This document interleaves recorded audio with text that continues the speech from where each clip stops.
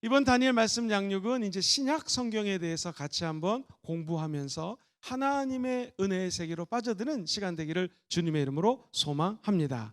자, 우리가 지난번에는요 구약에 대해서 같이 나눴습니다. 구약은 오래된 약속입니다. 오래된 약속, 옛 약속이라고 표현할 수가 있죠. 그래서 영어로는요 old, 오래된 testament라고 하는 단어를 씁니다. 그래서 오래된 약속이 구약이라고 하고요. 자, 신약은요 새로운 약속이겠죠, 당연히. 그래서 신약이라고 얘기하고요. New Testament라고 합니다. 제가 작년에 또 지난번에 강의를 하면서 구약에서 제일 중요한 것은 언약이라는 말씀을 드렸어요. 언약. 하나님이 인간과 한 언약. 자, 그렇다면 신약의 주제는 뭘까요? 하나님이 하셨던 언약들이 성취가 됩니다. 그래서 신약이 중요한 것은 하나님이 우리에게 베풀어 줬던 수많은 언약들, 수많은 약속들, 맹세들이 예수 그리스도 하나님의 아들이 이 땅에 오셔 십자가의 죽으심으로 그 약속들이 성취가 됩니다. 그래서 이 신약은 굉장히 중요한 것이 우리의 믿음이 단순히 언약으로 끝나는 것이 아니라 십자가를 통해서 성취된 하나님을 만날 수가 있다 해서 신약 시대에 살고 있다라고 얘기하죠. 이 신약은 성취의 시대 가운데 살고 있다는 거예요. 다른 말로 표현하면은 이 신약 성경 요 시기는 한마디로 은혜의 시대라는 것입니다. 한번 따라해 볼까요? 은혜의 신약 성경. 그래서 이제 앞으로 21일 동안 하나님께서 크신 은혜를 부어 주실 텐데 그 은혜는 하나님이 해주셨던 언약들, 약속들, 그리고 수없이 많은 기도 제목들을 이제 21일 동안 하나님이 은혜로 성취해 주신다는 거예요. 여기서 핵심은 이 모든 은혜와 응답이 예수님의 은혜라는 사실입니다. 우리가 21일을 한다고 해서 하나님 응답해 주시는 것도 아니고, 제가 열심히 이 기도 모임을 이끈다고 해서 응답되는 것이 아니라, 모든 하나님의 은총은 십자가를 통하여 예수님이 이루어주신 은혜라는 거 꼭 잊지 않게 되기를 주의 이름으로 축원드립니다. 자, 목사님, 그러면 이 말라기 이후에, 구약의 제일 끝에가 말라기였잖아요. 말라기 이후에 약 하나님이 400년 동안 침묵하십니다. 그리고 이제 마태복음이 시작이 되죠. 예수 그리스도가 이 땅에 오시기까지 이 400년 동안 하나님은 도대체 아무 말씀도 안 하고 어떤 일을 하셨을까요? 하나님은 알렉산더 대왕을 통하여 온 그리스가 전 세계를 지배하게 됩니다. 알렉산더 대왕이라는 사람 참 독특한 것이, 전쟁을 나갈 때는요 그 당시에 지역에서 또는 나라에서 제일 똑똑한 사람들과 함께 전쟁에 나갑니다. 왜 나갔을까요? 그는 탁월한 그리스 문화에 대한 자부심이 있었어요. 이 세계를, 이 그리스, 다른 말로는 헬라 문화라고 얘기합니다. 똑같은 거예요. 그래서 우리가 헬라어를 공부한다 하면 헬라어가 바로 그리스 말이에요. 영어로는 그리크라고 표현을 합니다. 이 그리스, 헬라 민족에 대한 문화나 언어나 이런 모든 것들이 자부심이 대단했습니다. 그래서 전 세계를 제패했을 때 많은 리더십들을 문화, 정치, 경제의 리더들과 함께 나가서 자국의 문화, 정치, 경제에 앞서가는 것을 홍보하곤 했던 것이죠. 그러니까 이미 이 그리스어, 오늘날로 치면 영어라고 표현할까요? 아니, 영어보다 더 영향력이 있는 그리스어가 모든 세계에다 공식 언어가 되었습니다. 특별히 코이네라고 해서요, 시장에서 막 평민들이 쓰는 언어를 가지고 이 신약 성경을 써갔기 때문에 신약 성경은 많은 사람들로 하여금 번역하기에 너무나 좋았다라는 것이죠. 오늘날 미국에서 유명한 신학 서적이 영어로 나오면 한국말로 바로 일주일 주 만에 번역이 됩니다. 그것처럼 뭐 요즘 같지는 않겠지만 그리스어로 언어가 거의 통일 내지는 가장 발달된 언어가 있었기에 많은 사람들이 성경을 빨리빨리 취할 수가 있었다라는 거. 하나님은 아무것도 하신 것이 아니라 복음이 전해질 수 있는 밑바탕을 다 만들었다는 것을 알 수가 있습니다. 두 번째, 이 헬라 시대가 지나고 난 다음에 우리가 잘 아는 것처럼 로마 시대가 다가오게 되죠. 자, 모든 길은 어디로 통한다? 로마로 통한다. 지중해 연합뿐만 아니라 아프리카 그리고 유럽 일대까지 이 로마가 완전히 전 세계를 장악합니다. 그런데 로마가 전 세계를 장악할 때는 꼭 만들었던 것이 우리가 잘 아는 것처럼 길입니다. 양쪽에 마차가 2대 이상 지나갈 수 있어야 되고요. 군인들이 진군해 나갈 수 있어야 되고요. 우리 상업하는 사람들이 물건을 왔다 갔다 하면서 팔 수 있을 정도의 전 세계 도로망을 구축했습니다. 그러니 복음이 증거되기 얼마나 좋습니까? 자, 이제 디아스포라라고 그래서 예수 믿는 사람 핍박합니다. 박해합니다. 있을 데가 없어요. 우르르 흩어져야 됩니다. 이걸 디아스포라라고 그래요. 흩어져서 복음을 전해야 되는데 이미 로마가 만들어 놓은 모든 도로를 통하여 예수 믿는 사람들이 복음을 증거하기 편하게 하나님이 다 예배해 놨다라는 것이죠. 우리는 가끔 인생을 살면서 하나님, 내 이 고독과 어려운 시기에 하나님은 침묵하십니까? 라고 따질 때가 있습니다. 그러나 하나님은 하나님의 은혜를 주시기에 모든 것들을 예배하고 계신다라는 거 잊지 않기를 주의 이름으로 축원드립니다. 예를 들면 어떤 성도님이 목사님 아파트를 팔려고 하는데 그렇게 안 팔려요. 여러분, 안 팔리는 게 은혜일 수가 있습니다. 하나님은 더 모든 좋은 것들을 지금 예배해 놓고 있다라는 것이죠. 우리 아들이 우리 딸이 그렇게 말을 안 들어요. 기도하지만 아무 응답이 없는 것 같아요. 그러나 하나님은 일하시는 분이십니다. 모든 것들을 합력하여 선을 이루는 하나님의 은혜가 임하게 될 것입니다. 그러면 우리는 하나님의 침묵 속에서 끝까지 주님은 선하시고 위대하시고, 한번 같이 해보실까요? 좋으신 나의 하나님, 하나님은 좋으신 분이라는 것을 끝까지 믿고 나아갈 때 하나님은 우리 인간의 눈으로는 아무것도 안 하시는 것 같지만 모든 것들을 예배해 놓고 기다리고 계신다라는 거 잊지 않게 되기를 주님의 이름으로 축원드립니다. 이 참 복음이라는 게 재밌는 게요, 미국의 정치가고 아주 유명한 군인이었던 루 왈리스라고 하는 사람이 있습니다. 사진에 보이는 저 사람이 아주 철저한 무신론자였습니다. 성경을 읽어본 경험도 없으면서 공경원이 기독교를 비판합니다. 자, 기독교를 박해야겠다, 이 예수 믿는 사람들 이해가 안 된다 해가지고 창세기부터 이 신약 성경 마태복음부터 계시록을 읽기 시작합니다. 어떤 일이 벌어졌을까요? 내가 이걸 읽어가지고 예수 믿는 사람 핍박해야지 라고 성경을 읽었는데 읽다 보니까 이게 웬일인가? 진짜 하나님이 살아계시네, 예수님이 이 땅에 오신 하나님의 아들이네, 점점 깨닫기 시작합니다. 그래서 핍박하려고 했던 성경, 이 글을 읽고 핍박하는 글을 적으려고 했던 이 정치가가 마음을 바꾸게 됩니다. 그리고 상상의 나래를 펼쳐서 글을 적습니다. 이 글이, 이 소설이 영화화 만들어졌죠. 우리가 잘 아는 아카데미 상의 11개 부분을 휩쓸었던 배너라고 하는 작품의 저자가 오늘 이 주인공입니다. 자, 이 사람은 예수 믿는 사람을 핍박하기 위해서 글을 적어 내려져 갔지만 오히려 예수를 믿는 계기가 성경 말씀을 통해서 다가왔다라는 것이죠.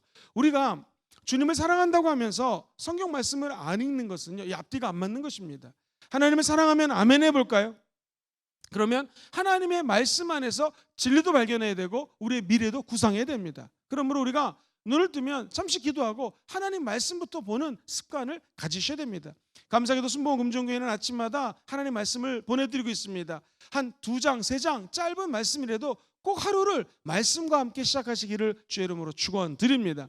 아니, 안 믿는 사람, 예수를 핍박하는 사람조차 이 말씀을 통해서 예수님을 믿게 된다면 하물며 우리가 어떻겠습니까? 그 은혜가 함께 하시기를 주의 이름으로 축원드립니다. 자, 그러면은 먼저 앞부분에 신약을 딱 열면은 나오는 4가지, 마태복음, 그다음에 2번째 마가복음, 3번째 우리가 잘 아는 누가복음, 4번째 요한복음이라는 것이 나오죠. 자, 성경을 4가지 카테고리로 신약을 나눌 수가 있는데 첫 번째가 바로 복음서입니다. 이 마가복음, 마태복음, 누가복음, 요한복음 우리는 복음서라고 표현을 합니다.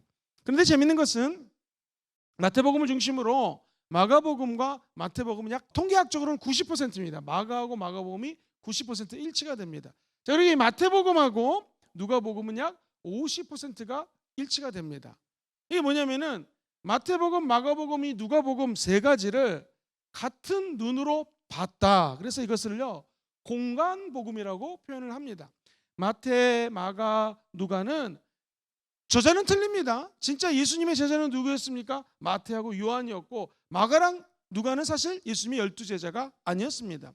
이 마가는 베드로의 제자일 확률이 높고요, 누가는 의사 선생님이었습니다. 그리고 헬라어를 굉장히 공부를 많이 한 사람인 것을 알 수가 있습니다. 자, 그러면은 주목해야 될 것은 마태복음하고 마가복음, 누가복음 3가지를 공관복음이라고 표현을 합니다. 이게 뭐냐면 공통된 관점으로 복음을 바라봤다 해서 공관복음이라는 얘기를 하고요. 그렇다면 이 요한복음은 같은 관점이 아닌 다른 관점으로 쓰여져 있는 글인 것을 알 수가 있습니다. 자, 마가복음, 마태복음, 마가복음, 누가복음은 무슨 관점으로 이 성경을 해석하고 알기 쉽게 쓰기 시작했을까요? 그것은 한번 따라해볼까요? 예수님의 십자가, 예수 그리스도의 십자가를 중심으로 풀기 시작합니다.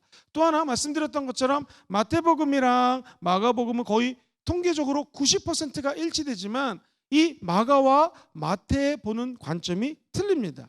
마태복음은 유대인들을 대상으로 적은 거예요. 그래서 처음에 보면은 아브라함의 계보가 나옵니다. 왜? 유대인들이 읽기 쉽게 적은 것이 마태복음이에요. 근데 마가복음은 좀 틀립니다. 아까 말씀드렸던 것처럼 마가복음은 이방인들을 위해서 쓴 글인데, 특별히 로마 사람들, 로마에 있는 이방인들에게 복음을 증거하기 위해서, 자, 마태복음은 유대인이니까 예수님이 메시아입니다 라고 글을 써가요. 근데 마가복음은 로마에 있는 사람들에게 예수님은 누구신가? 당신이 믿는 예수님은 하나님의 종입니다 라고 해서 하나님 종에 대한 내용들이 마가복음에 등장을 합니다.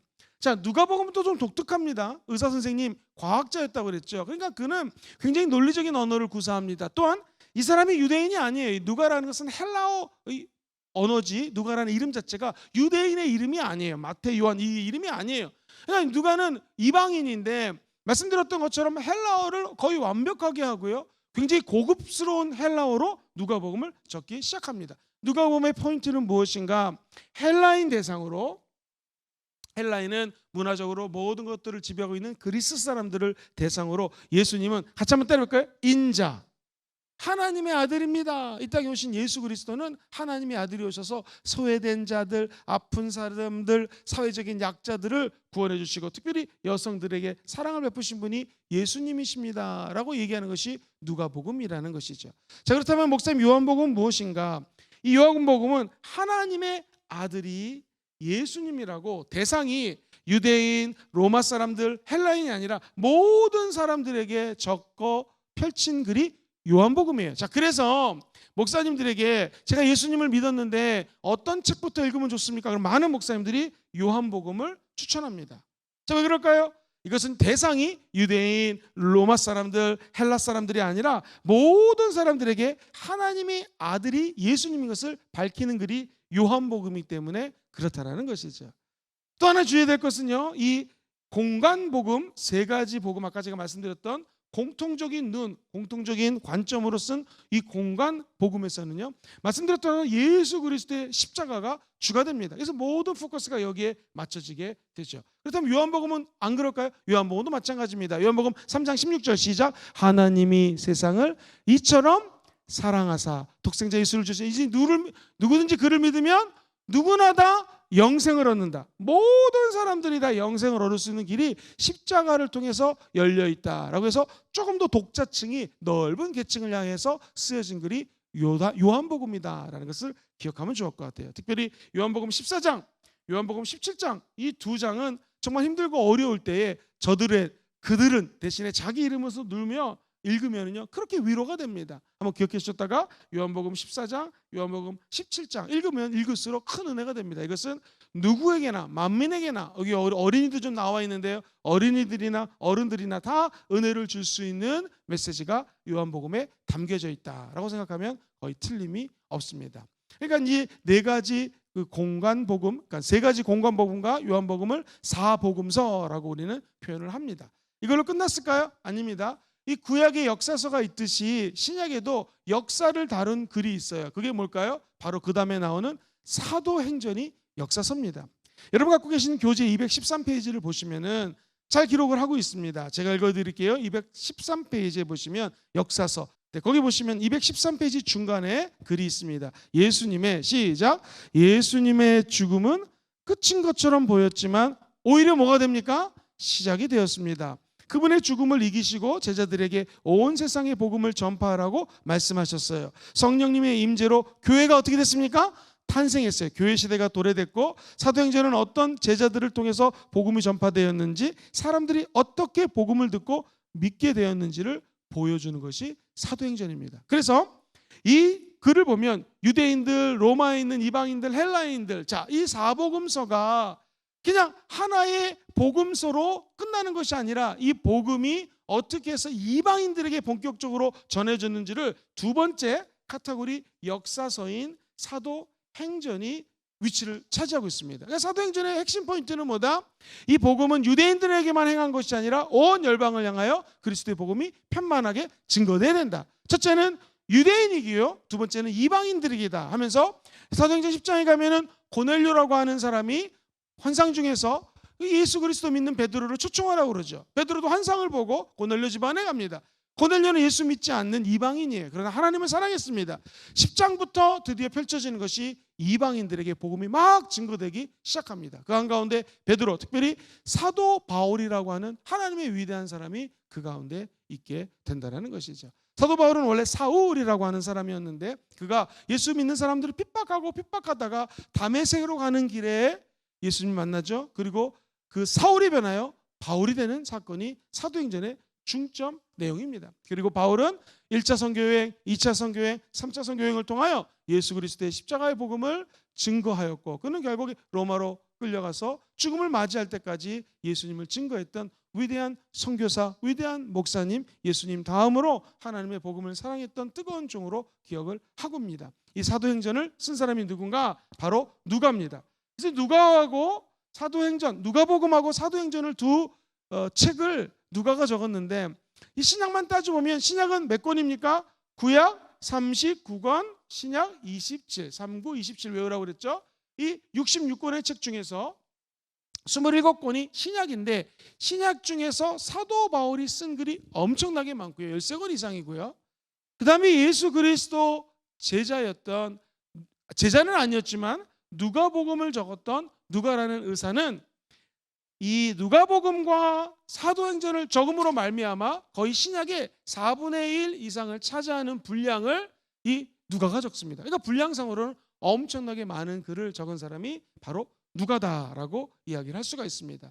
직업이 의사였기 때문에 그가 사도행전에서도 보면은 성전 미문가에 앉은 맹이가 일었을 때 발목에 힘을 얻고 무릎에 힘을 얻고 그리고 그가 기뻐뜨리며 하나님을 찬양했다. 이게 의사 선생님의 눈으로 바라봤을 때 어떻게 사람이 치유되는지를 갖다가 구체적으로 묘사하는 것들은 누가만이 기록할 수 있는 큰 장점이었습니다. 아마 저나 일반 사람들이 봤으면 하나님의 아들 예수님이 옛사람 예수님을 일어나라 했더니 벌떡 일어나더라, 혹은 제자들이 기도했더니 일어나더라 이렇게 적었을 텐데 정확하게 묘사하는 것을 우리는 바라보게 됩니다. 그리고 굉장히 논리적인 글을 쓴 사람이 누가다라고 생각을 하시면 딱 좋을 것 같습니다. 자, 이처럼 한번 따라해볼까요? 복음서 4가지고요. 그 다음에 역사서 뭡니까? 하나예요. 사도행전. 그 다음에 서신서라는 것을 말씀드릴 수가 있습니다. 서신서는 사도 바울이 13권의 서신서를 적었다고 그랬죠. 자, 갈라디아서, 데살로니가 전후서를 묶어서 사도 바울의 한번 따라해볼까요? 초기 서신. 처음에 쓴 글이라고 해서 초기 서신이라고 이야기를 합니다. 뿐만 아니라 로마서, 고린도 전후서는 다른 서신에 비해서 분량이 많기 때문에 사도 바울이 쓴 주요 서신, 같이 해볼까요? 주요 서신. 길면 주요 서신이라고 표현을 합니다. 그 다음에 같이 한번 따라해 보시죠. 에베소서, 빌립보서, 골로새서, 빌레몬서. 이 4가지가 중요한데 4가지는 옥중에서 적었다고 그래가지고 옥중에서 쓴 서신, 우리는 보통 옥중서신이라고 표현을 합니다. 한 번 더 따라해 볼까요?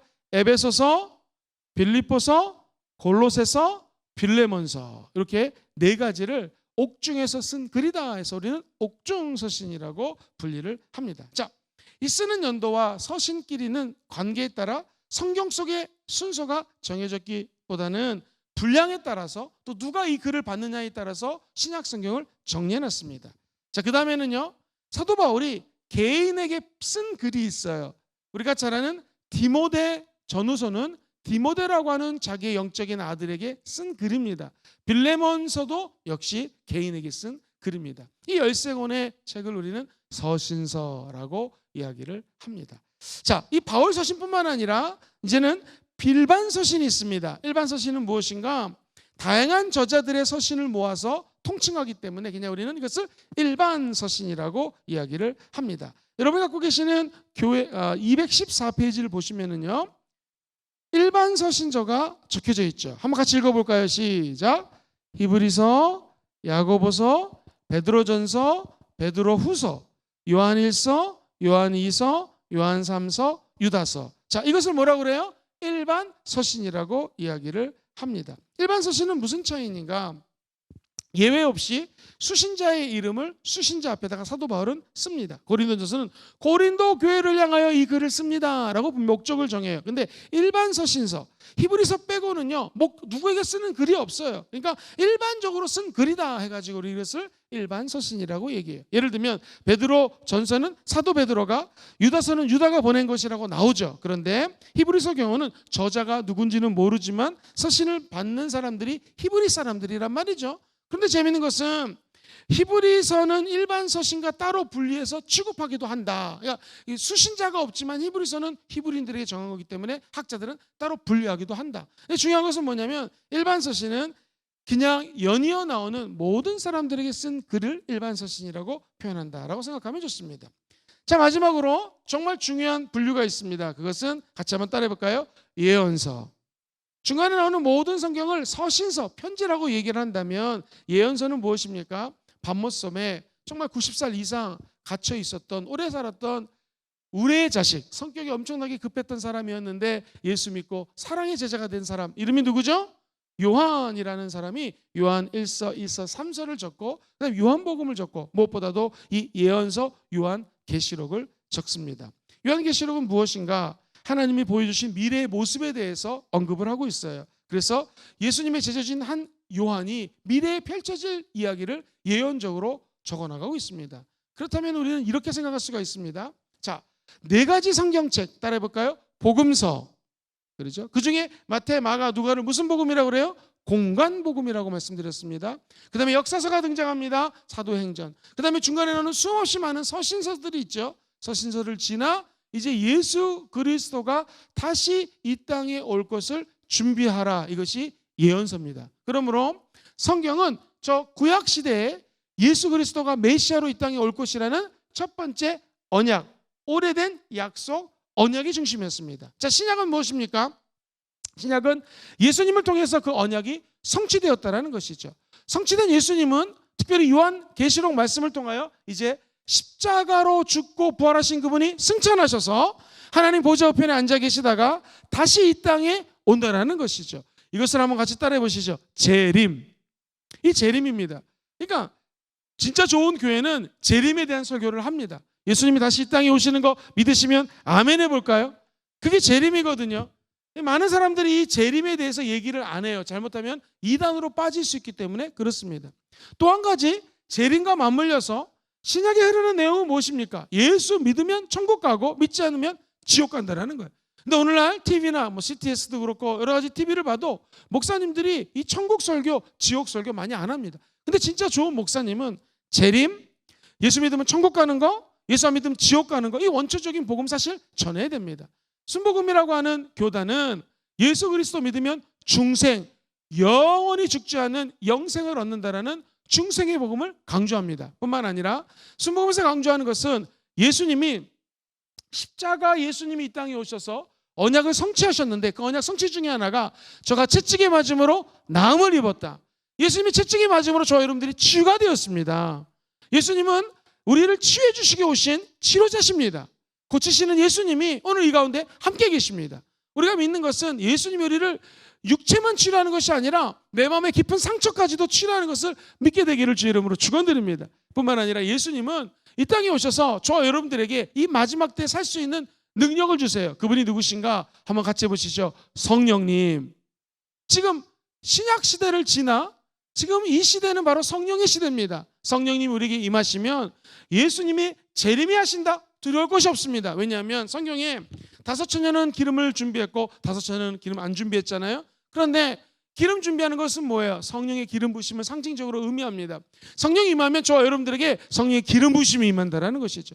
그럼 예수님, 다시 말해서 신랑 되신 예수님이 찾아왔을 때에 기름 준비 안 한 5처녀는 신랑 못 만났죠. 5 준비한 처녀들은 신랑과 함께 혼인잔치에 들어갔어요. 우리는 예수님이 올 것을 믿고 기대하며 재림을 사모하는 하나님의 아들, 딸들입니다.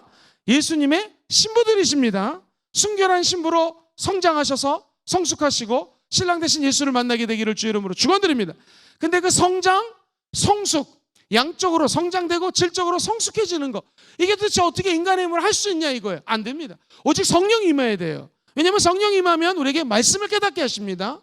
신약성경 학문적으로 박사학위를 받고 한다 할지라도 성령의 인도하심이 없으면 이거 말짱 도루묵인 경우가 얼마나 많은지 몰라요. 오히려 큐문서, 알문서, 엉뚱하게 문서적인 것으로 접근하다가 지옥 가는 사람들도 많이 있습니다. 그러나 성령이 임하면 성령 하나님의 영으로 말미암아 이 말씀을 이해하고 깨닫게 된다는 것이죠. 뿐만 아니라 성령이 임하면 기도함으로 같이 한번 따라 볼까요? 레마. 지금 말씀드린 모든 마금서들이 로고스라고 하는 객관적인 하나님의 말씀이라면 이제 기도하면서 저와 여러분들에게 하나님이 주시는 성령의 메시지 레마를 들을 수가 있어요. 하나님이 성경 말씀을 근거로 우리에게 성령을 통해서 레마의 말씀을 주시면 이 레마의 말씀은 하나님 주신 언약이기 때문에 성취가 됩니다. 할렐루야. 재림하신 예수님을 믿으면 아멘 해볼까요? 성령이 안에 들어가시면 우리 안에서 말씀과 기도로 역사하신다는 거예요. 거룩하게 원하시면 아멘 해볼까요? 그 말씀과 기도 외에는 이런 귀신들이 나갈 수 있는 방법이 없습니다. 이 말씀과 기도를 하나님의 영으로 충만함 받기 위해서 오늘 저와 여러분들도 21일 말씀 양육의 핵심 포인트가 뭐냐면 이 성령의 시대에 성령님을 환영하고 인정하고 모셔들어서 재림하실 때 우리 예수님 만날 때 신랑 대신 예수 만날 때 저 여러분들이 흠없이 보존되고 그 예수를 우리의 영적인 신랑으로 만나는 은혜가 있기를 주의 이름으로 축원드립니다.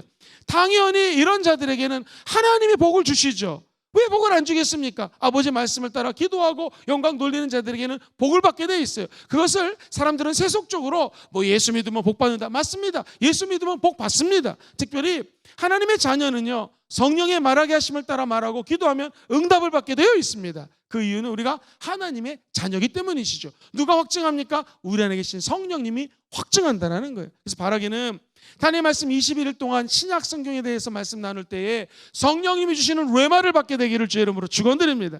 그리고 성령이 주시는 모든 축복을 다 받으십시오. 누리십시오. 순복음의 축복은 뭐라고요? 받은 축복을 나누십시오. 그랬을 때 하나님의 나라는 저 여러분을 통하여 확장되게 될 것입니다. 마지막으로 예수님이 계시록을 통하여 재림할 사건이라는 것을 뭐 계시록뿐만 아니라 신약 성경에서는 곳곳에 예언하고 있습니다. 그때 재림주 되시는 예수 그리스도가 올 날이 얼마 안 남았다는 것이죠.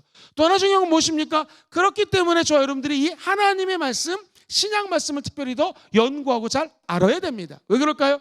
이단은 요 재림 다시 오실 예수님 마지막 말세에 대해서 장난을 칠 수 있다는 것이죠. 한 가지만 말씀드립니다. 14만 4천에 가입되지 않으면 여러분 지옥 갑니다. 14만 4천 우리 교단 내지는 이 이단 종교에 14만 4천 명이 돼야지만 천국 갈 수 있습니다. 계시록에 나오는 거거든요. 거짓된 말입니다. 이런 이단들이 14만 4천 명이 넘으면 또 거짓말이라고 아니라고 그러고 교리를 바꾸는 것을 보게 됩니다. 특별히 이 이단 신천지가 이제는 코로나 이후에 완전히 고개를 들고 아주 적극적으로 활동을 하고 있습니다. 저 여러분들이 이 마지막 때에 다시 오실 예수님을 기다리는 것은 맞지만 이단 특별히 신천지 조심하시고 자나깨나 하나님의 말씀 우리 성령님의 은혜 가운데서 분별하는 은총이 있기를 주의 이름으로 축원드립니다.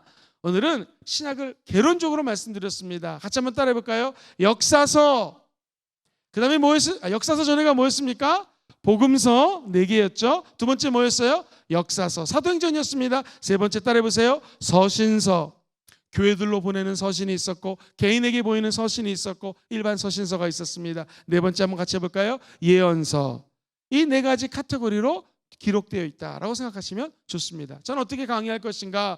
이번에 큰 책들은 하루에 하나씩 하고요. 27권이니까 작은 책들은 2-3개를 묶어서 앞으로 21일 안에 이 27권을 다 끝내도록 하겠습니다. 사랑하는 성도님들 가정과 기도 제목에 놀란 하나님의 은혜와 성령 충만함이 깃들기를 주의 이름으로 축원드립니다.